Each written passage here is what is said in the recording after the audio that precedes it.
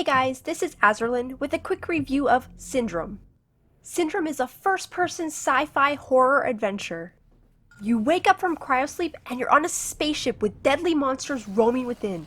You have no memories of what happened on the ship or to the rest of the crew members.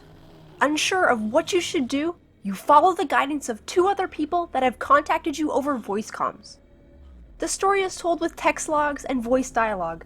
The story is fine, but most of it was predictable. However, I was surprised by the ending. The gameplay has a lot of sneaking around, but overall it just feels like a giant series of fetch quests. The gameplay wouldn't be so annoying if it wasn't for the constant backtracking. I got so bored going through the same areas over and over and over again. There were a lot of other things that annoyed me besides all the backtracking. Some of the monsters were insanely sensitive to sound. You could be in a completely different room and take one step without crouching and they would know exactly where you were and chase you down. You will want to crouch walk quite often, but the controls are irritating as well, and they're not customizable either. I have never in my life used C to crouch until this game, and it feels so incredibly awkward to hold C and move. I wish they would add a crouch toggle. Some of the monsters patrol in a small area, and it can be challenging to get by them. Rather than wasting ammo, it was usually easier to make them chase you and then just run by them. You can melee them to death, but it takes a while.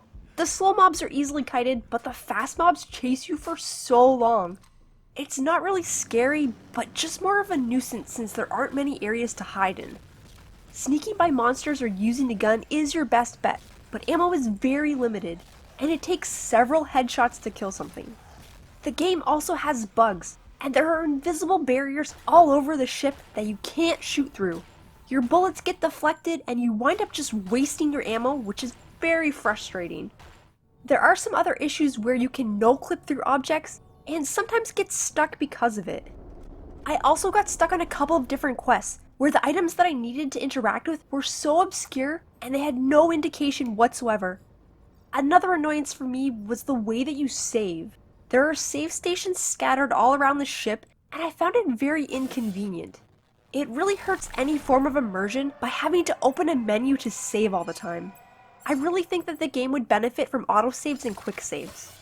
You can't move while you're saving, or while you're looking at the map or in your inventory, but the game is not actually paused while you're doing these things, and you can die if you aren't careful. The game uses quite a few jump scares. A few of them got me really good, but the majority of them didn't even faze me since they happened so often that I expected them.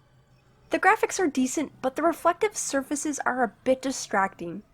The music and ambience felt immersive, and I really liked the atmosphere at first. After a while though, it started to feel stale, since you spend so much time going back and forth between the same areas. The main character's voice acting was mediocre at best, but the other voice actors were alright. I was really hoping to like this game, but unfortunately, I just didn't. I forced myself to finish the game, and it took me about 12 hours that I will never get back. The experience was not an enjoyable one. I wanted to quit playing dozens of times since around the 2-hour mark, but I continued to play and pushed through it anyway. I felt extremely bored doing fetch quests all game and backtracking constantly. It's like they deliberately made the game a lot more back and forth than it needed to be, just so that it takes longer. For me, the game being longer just made it more agonizing though, and I didn't really have much fun with this game. I'm sure there will be some people who like it, but I'm not one of them. I hope this review has helped you. If you enjoyed it, please like, subscribe, and post your feedback in the comments below. Thanks everyone, and have a wonderful day.